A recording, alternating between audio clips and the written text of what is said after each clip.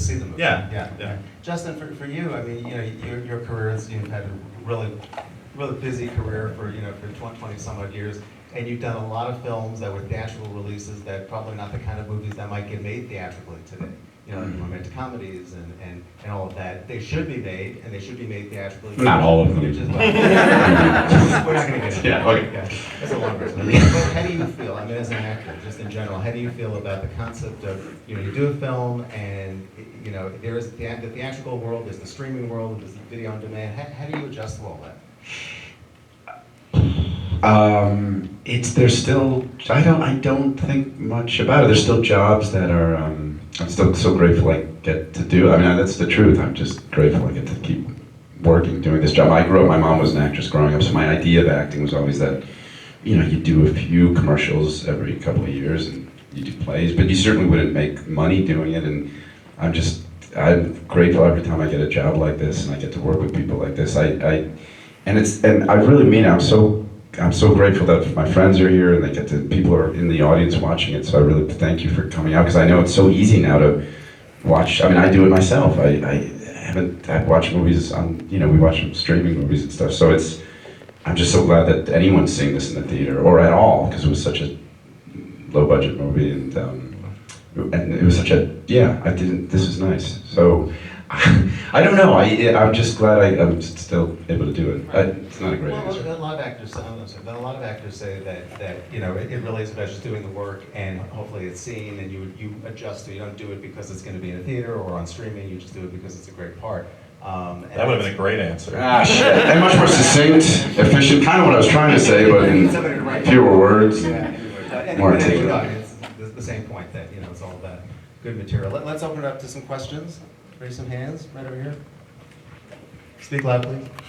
Hi. Hey. Hey, Dan. I'm Remy. My question's actually directed towards Richard. I actually connected with your character most in the film, which surprised me at first. It was something about the line, I think the line was, "I'm doing the best I can." And I really connected to that. And I went to the William Esper Studio in New York. I know you did as well. I heard you speak at the memorial for Bill. And I was wondering, what about that work with Bill specifically, if there was one nugget from that you say you carry with you the most throughout, all your work as an actor, what would that be?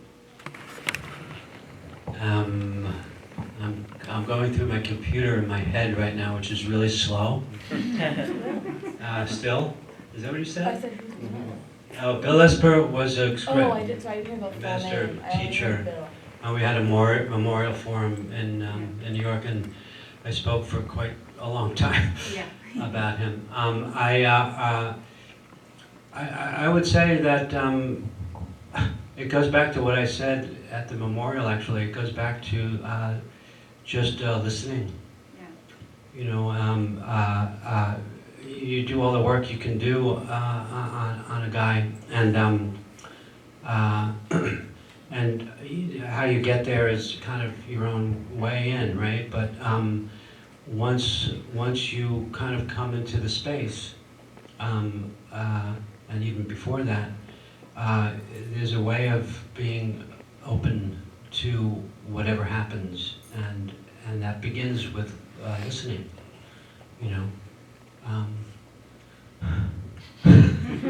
And as I listen to myself talk this much, no, I don't know. I don't know if that answers your question, but Yeah, it does. but I think that's what Bill gave us. I should stop now. Thank you. Another Yeah, question? you're welcome, and I miss him Yeah. terribly. Another question? My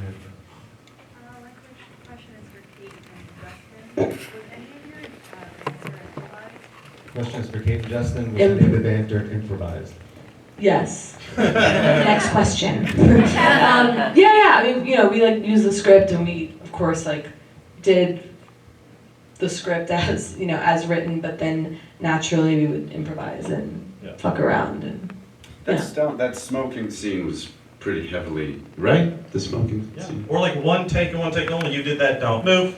If you move, I will be mad. Like I didn't even have coverage on it. There's no shot of your face, but I just loved it so much. And to not have these two improvise would have been ridiculous. And they were so good at it together. And it was the tone of the movie we were going for. It was a gift. You guys definitely like more than 30%, I would say. Kate, was that your line after when you said, "I'm fun"? After you Yes. said that, which is great. Oh, yeah, After thank saying- you. Great. I'm not actually trained. You can believe it. Yeah, objected from Tish. Another question? No other questions?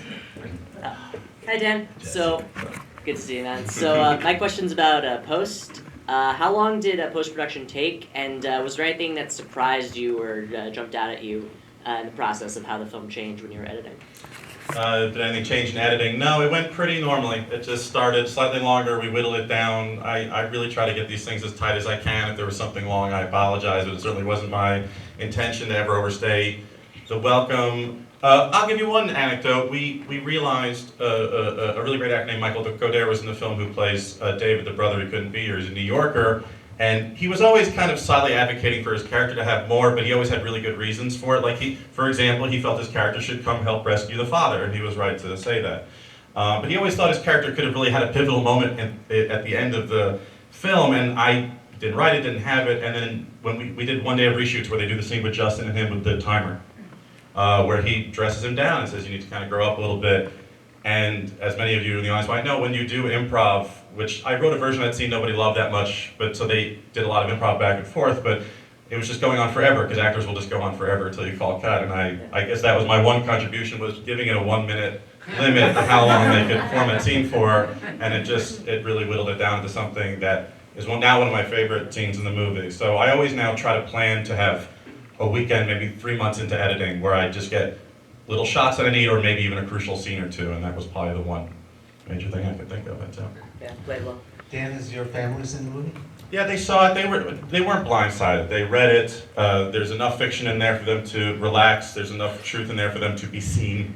But they're ridiculously supportive. I'm very lucky in that sense to not have upset them too much. And we all love that grandma, obviously, and they're supportive. Their granddaughters of my nieces, their kids are in the movie, so that was another way to butter them up, to make them super cool with it. And I have no shortage of support in my life from those guys. And the movies, if it ever come off poorly, it's my bad, because it's a love letter to how just awesome I love my family. Right, no, it definitely is. Thank you. Any other questions? Okay, I have just two more questions, Nick. This is for you. What did you learn from these great actors? What did you walk away from this production as an actor, as a future actor? Good question. What did you learn? Was there anything? No.